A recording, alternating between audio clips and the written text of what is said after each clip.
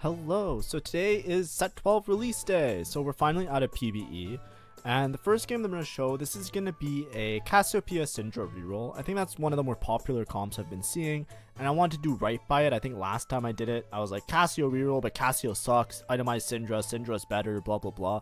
I think this is more of like me playing in the traditional sense that I get to play around Syndra as opposed to playing around Cassiopeia.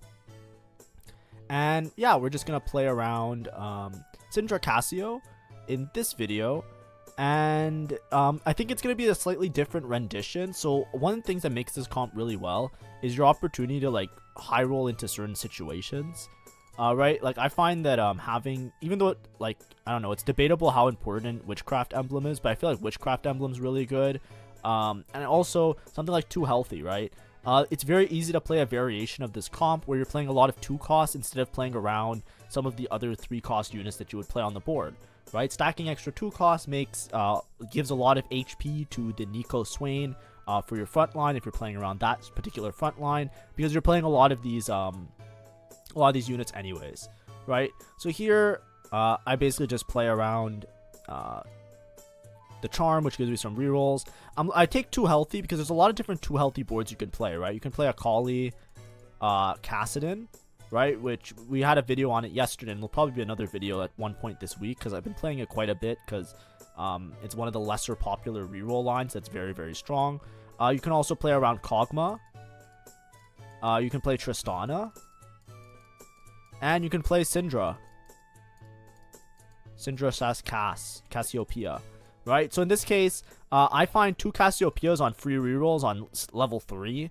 It's like, okay, I guess I'm just Cassiopeia, right? So we're going to play Syndra Cassio, right? But that's why I committed to taking 2 healthy, because I want to try out, there's many different 2 healthy boards.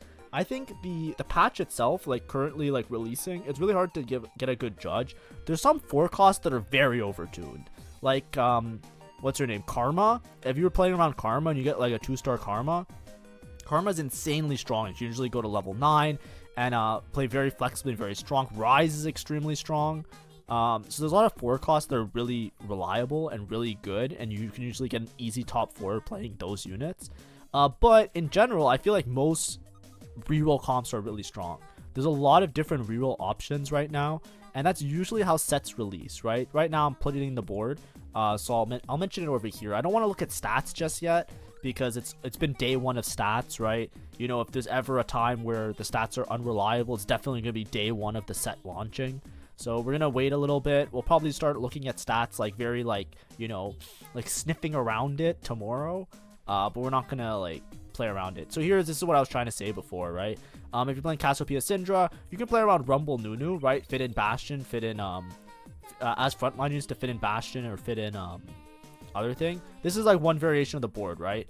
Basically, instead of playing Swain and Nico, you play around Mordekaiser with Rumble to fit in Vanguard, which gives you like an alternative front line that you can synergize with 2 healthy, right? Vanguard's really good with 2 healthy because Vanguard scale off their health shield is based off their HP, I believe. So the same way that shapeshifters might, like if you're playing Nico Swain, might be really good to play around.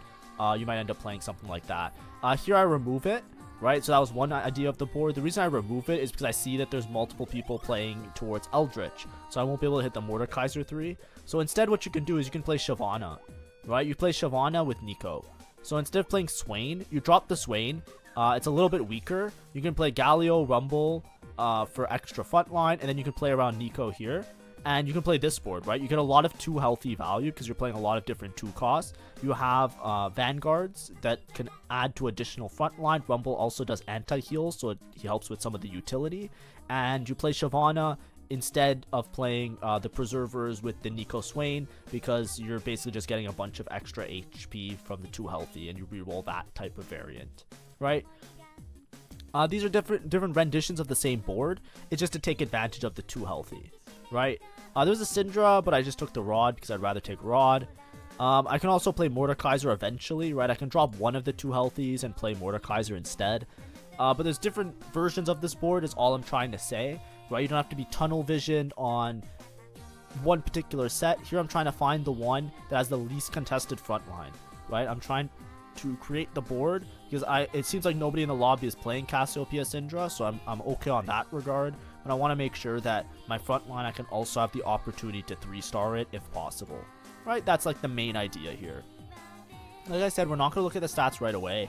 Like I said before, I was going to play around Syndra this game. I hate Cassiopeia. I'm going to say it very clearly. It's not because I don't like the unit. I think she looks cool. I think she attacks cool. Everything's great about her. I feel like she does fucking nothing on this board all the time. She always lets me down. I've played this Cassiopeia reroll so many times because I felt like it would be really, everybody's talking about it, everybody's hard forcing it, everybody's winning with it, and I'm like, I wonder why. And it's like so much of the damage comes from Syndra, right? You're never stable with just Cassiopeia. It's similar to like Lux Janna, right? Lux Janna, except Cassiopeia is the Lux. Right? Remember when you put Lux Janna in set 11? If you ever tried it or you played it, if you don't know what I'm talking about, it might not make sense. But there was another comp like this in the previous set. And basically there was frontline units that if you hit them, you won the game. And in your backline, you had Janna and Lux. If you had Lux 3 and you had Janna 2, you almost always went bot 4. Because the primary carry was Janna, and you so badly needed Janna 3. Right? In this situation, it's the same thing. I feel like I so badly need Syndra 3. I think this game I hit Syndra 3 though, so I think I'll be fine. But we'll see in terms of the damage and how everything works out after. Here, I take Polymorph, but I sell all of my 1 costs. I sell all of my other 1 costs to see if I can just hit a Cassiopeia or hit a Syndra, and I hit the Syndra. It did cost me 1 gold, but it's one of the units that I need, so that's how, like, Polymorph sometimes griefs you, but in this case, it actually helped me out a little bit. I tried my best to high roll into that spot. But anyways, that's all the administrative stuff. Obviously, if you like this content, I'm streaming live. I'm going to get a face cam soon. I won't have the face cam on YouTube because, you know, by the nature of data sources of YouTube analytics, I removed my face cam and I gained like 400 subscribers. So the face cam's not coming back on YouTube ever, unless like we really need it. But I think while streaming, I think it would be a nice touch because I used to love streaming with a face cam. So I'm going to try and get that working. I'm going to try and do a 12-hour stream. I haven't been feeling super well these last couple days. So as soon as I start to feel better, you know, you can subscribe to the Twitch or at least follow the Twitch to see some of that content, right? Sorry, subscribe to the YouTube, follow the Twitch. I'm not trying to solicit for money, but, you know, if you want to support the channel in any way, there's many means to do that. Anyways, I digress. For this game particularly, we're hoping to hit Syndra 3. We're hoping to get Syndra items. I started with the multiple Cassios. I started with the Guinsoo. So I'm itemizing the Cassio to try and stabilize myself for as long as possible in the game. I don't want to commit any more items to Cassiopeia.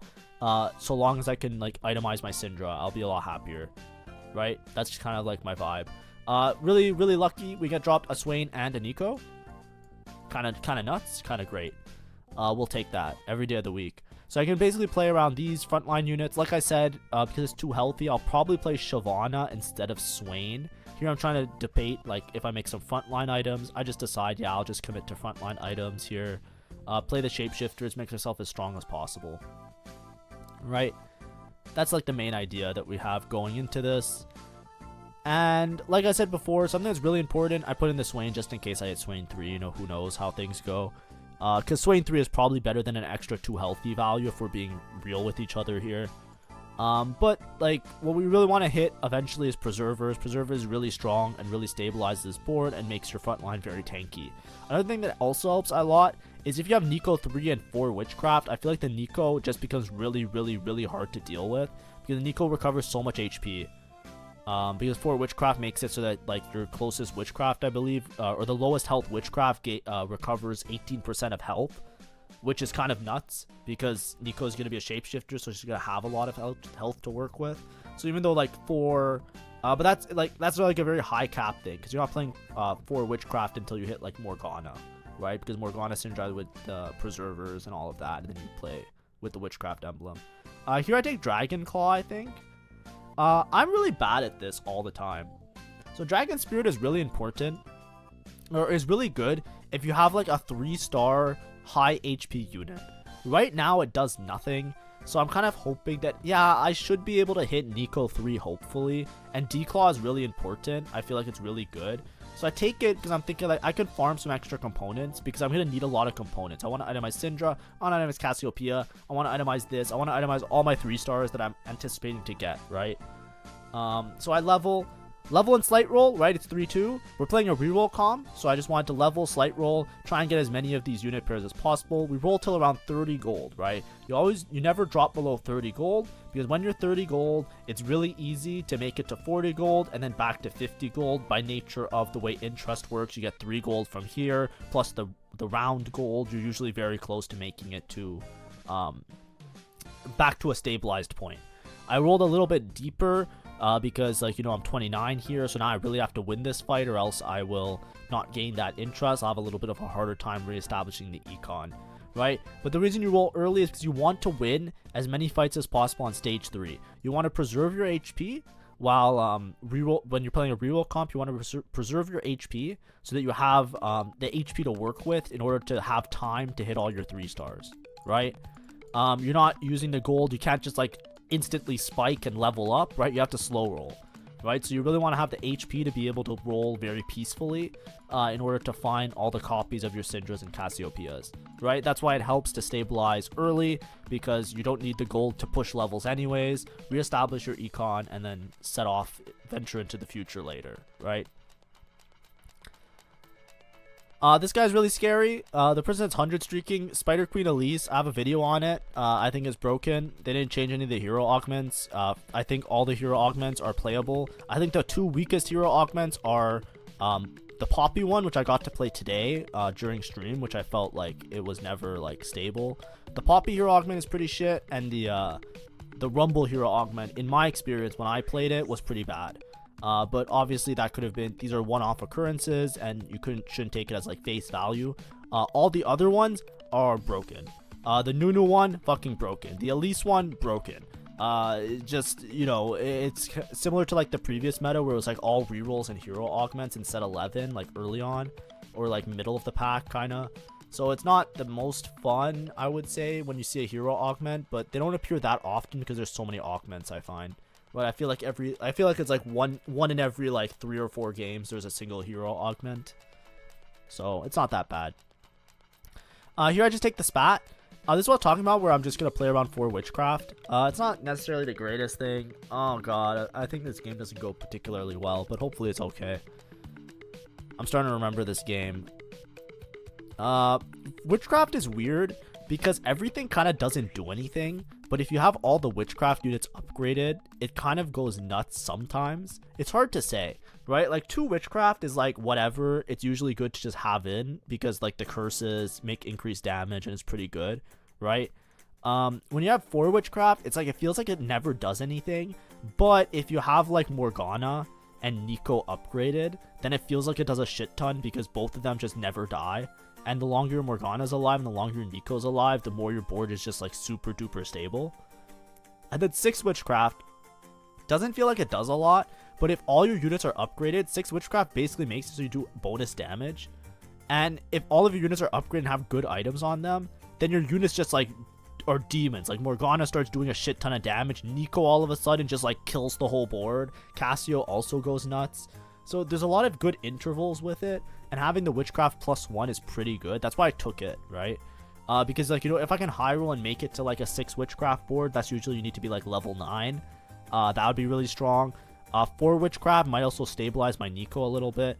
The problem is, if you look here, I have a Nico 1. I'm not even Nico paired. I'm nowhere close to getting Nico 2. And this Declaw is not getting value, right? I'm basically down a gold augment, right? I took this Dragon Claw because I figured, like, you know, a lot of the times you usually hit like a Nico upgrade at one point, right? Or you hit like some kind of frontline upgrade, even if I hit a Swain upgrade or a Shyvana upgrade, right? I literally have no frontline upgrades and I'm slow rolling on level 6. So, you know, it's not the best. I'm not in the best spot is what I'm trying to say.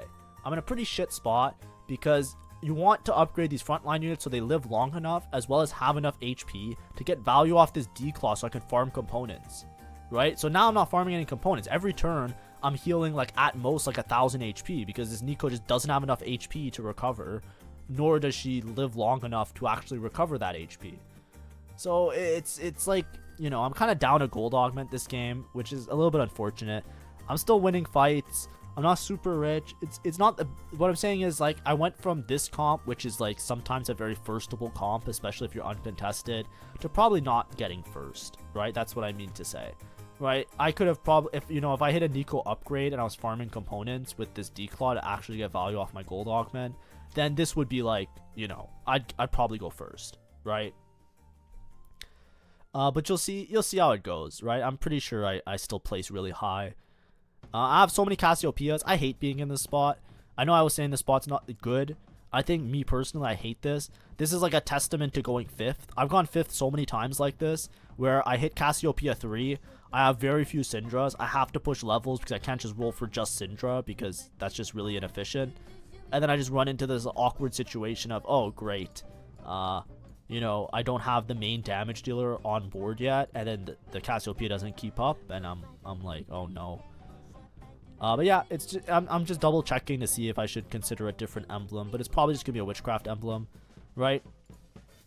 Because I'm playing Cassiopeia, there's 2 holders of the witchcraft emblem. I think I'm gonna hit 6 witchcraft, then it's definitely put on Syndra. If I'm only gonna hit 4 witchcraft, which I'm probably gonna get stuck this game, is what I'm anticipating, is then I am going to play.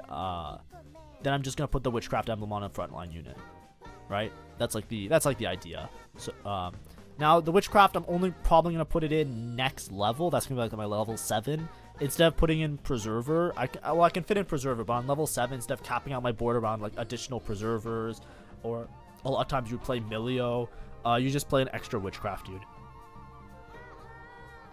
This is Spider Queen Elise. It kind of sucks. I definitely would have beat this guy if I had a little bit more upgrades, but it's okay. They're kind of like slow rebuilding. They just hit the Elise now, and I think the Elise items this guy made are really shit. I don't mean that I don't mean that like in a rude way. I think Elise, you really want to have like Spark, like tank items, kind of like how Silas was built in set 11. I don't think you want Bloodthirster on Elise, and I don't think you want Archangels on Elise. I think both of them are.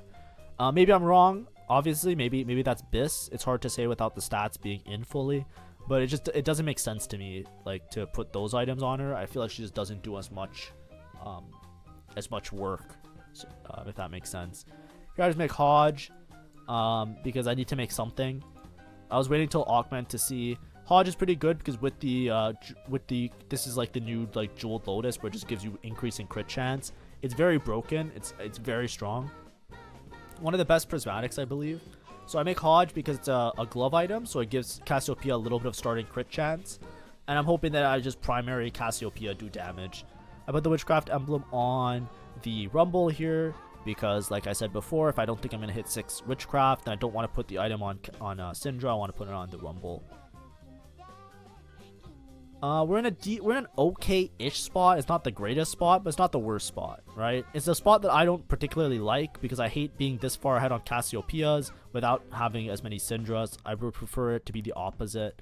But, you know, beggars can't be choosers. We're playing, like, a meta comp. You know, it is what it is. And it's reroll. This is what usually happens. I'm really sad that the set kind of started out and it's, like, it feels like it's all rerolls. Every single game I play, there's like 1 or 2 4-cost boards, and a lot of times the 4-cost boards just giga cap out because all the rerollers, if they miss, is just like, you know, kind of like GG. Here I'm deciding what to sell. I should just sell the Gallios. I don't think Gallio matters that much. I hit Rumble 3, which can help stabilize my front line. I can upgrade the Cassiopeia. So as per usual, I don't know why this is. Every single time I play this comp, I always just hit Cassiopeia well before I hit Syndra. The thing is, I'm only 2 Syndras off, so I'm kind of okay now. I'm kind of happy. I need to spike this turn because I'm 36 HP. It's stage 4. I can't afford to lose many more rounds. Because I had the duplicator, I was 1 off Cassiopeia, so I basically just rolled until I hit Cassiopeia. Right? The spike from Cassiopeia 3 is enough to want to roll for it.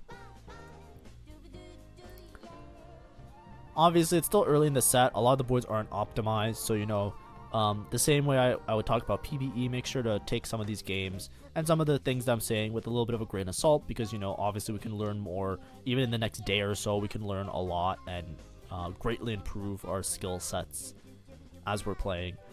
I find with this comp, I usually don't prioritize making shred because Syndra does some shred.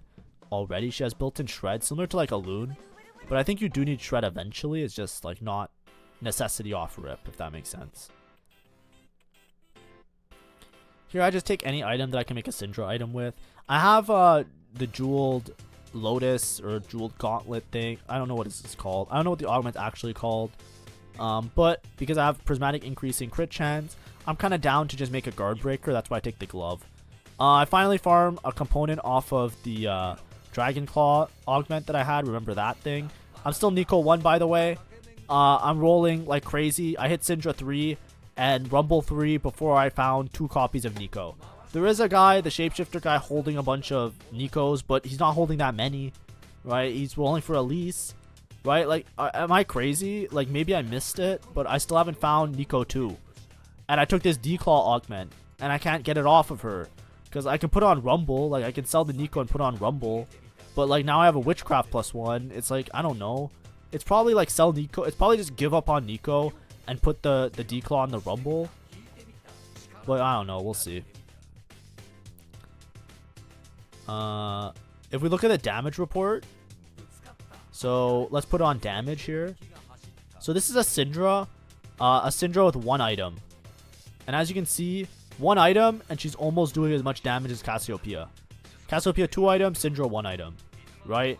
If I have Syndra 3 items, Cassio 3 items, I'm pretty sure Syndra just always clears in damage. The only time Cassio does more damage is if you can stall out the Gwynsu, if you can stall out the fight, so the Gwynsu stacks so high that the Cassio just goes infinite. But the problem with the Cassio Gwynsu stacks is that a lot of times late game fights, the Gwynsu build falls off really hard because you're not having like as much it just doesn't, the scaling doesn't work as well late game. Here, this is what I was looking at. It's like I have 3 items on Nico and Rumble 3 and Nico 1. The Nico is blocking so much damage for for how little stats she has. I'm not comfortable selling the Nico here because eventually I'm probably gonna get stuck on level 7 and I'm gonna be playing 4 Witchcraft. I really want to have this Nico with the 3 items. I'd rather just put like damage items on Rumble at this point if I can. Like, I don't think Rumble's gonna be a main tank. I feel like Rumble's like an awkward tank, right? He does like a bunch of damage and he does like he has some tanky stats, but he's more like a DPS tank rather than like a true tank, kind of like Nico. So the Rumble can block a lot of damage, but it's really like, you know, I'm really skeptical about building. Like, I think Nico 2 with all of these items will block more damage than Rumble 3 with those items. Maybe I'm crazy for saying that, but that's how I kind of felt in my experience. Because I think Rumble is less of like a dedicated like absorb damage frontline and more so like deal damage while being a frontline, while having frontline traits. The Elise guy took Golden Egg. I think that's, you know, that's interesting because, like, you know, I think that's the only way that guy can lose the game is if he doesn't cash out Egg. Here, ideally I make Shojin. Ideally I make Shojin for Syndra. Yes. I don't know what I'm thinking about. I know I slammed the Rod on the Cassiopeia. I slammed it because I was anticipating just to make like a double Gwynsu and just like send it with the Cassio. Now that I have the Syndra, I'd rather just itemize the Syndra and just, you know, accept the fact that, you know, I messed up here. I find a Witchcraft, put in 4 Witchcraft. I'm kind of down. Use the Augment to get a free Bramble Vest. I'm down as well. And we'll see, the Syndra will start pumping out damage.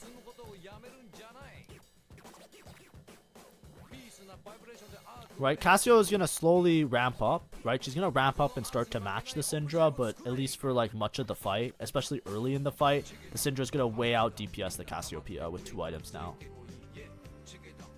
Right, once this gets to like 40, I think Cassiopeia starts to like out DPS Syndra, but it's not going to be close for most of the fight. As you can see here, it took until most of the fight before the Cassiopeia was even close to doing damage, as much damage as the Syndra. Right? They both have 2 items. They're both on level playing field now. Obviously, they aren't the best items on them, but imagine if I had the best items on Syndra. I just slammed this Rod as well. I probably could have waited to slam the Rod, but it is what it is. If I get a remover, if I get an extra D-Claw component, then I can just like play around that. right? I think I still have 2 components to cash out from the Declaw augment, if I was counting correctly. You get up to 4 components. Still Nico 1, by the way. At this point, I'm just sitting around to level because I think it's better if I just level for like 6 witchcraft if I can manage to get to 6 witchcraft. If I can't get to 6 witchcraft, then I'll play something else. This guy's holding only 6 Nikos. I'm not even gonna complain about being contested. I don't think this guy was a problem. I think I just really low rolled not finding the Nikos. This guy was able to find at least 3 and then level to 8 and find these Nikos. That's like, you know, that's a separate issue. I should at least have an upgrade, right? Because I think from very early on in the game, I want to get Nico 3. Right around now, I'm kind of like, yeah, I'm probably not going to hit Nico 3. So I already gave up on it. As you can see, Cassiopeia, she's going to get to around 40 stacks and the damage will be comparable. I think the way that it just worked out, this time Cassio did a little bit more damage, just like by positioning and placement and all of that. This is great. So I take this 100% of the time, right? The reason I take it is that for 2 reasons. 1, it gives me a magnetic remover. 2, it gives me a 3-star unit. The 3-star unit, there's lots of options I can play. Any shapeshifter is good, right? That I can play in the front line. Any witchcraft unit is good because I can replace this Poppy. Incantor, here, this is Incantor, so it's good. I can just put him in and maybe play 4 Incantor. Who knows?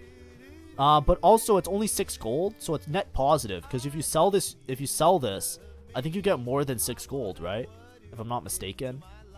It's not less than 6. I think it's like 8 gold you get back.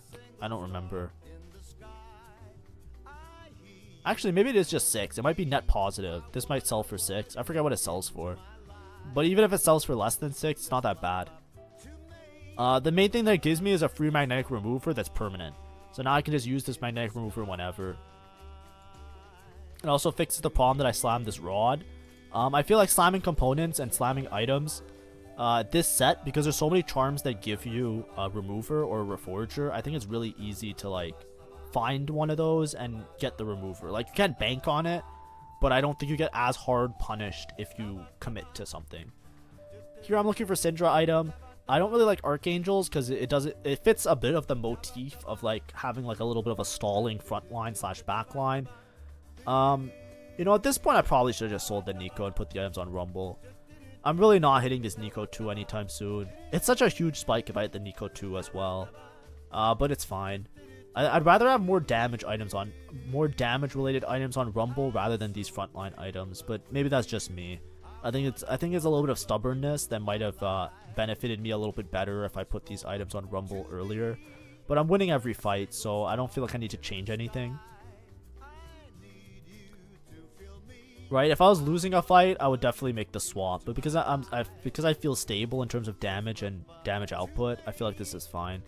The 4 witchcraft with the Nico, even a Nico 1, she's like barely killable. Imagine if it's a Nico 3. That's what I mean by it's like a guaranteed first. Because look at this Nico, right? This is a Nico 1, and she's taking the brunt of most of the damage. And she's just living. Look at this. She's living the whole fight. She's still alive. Right? That's what I mean. That's why I'm really reluctant to switch the items off, right? Imagine if I get this Nico 2.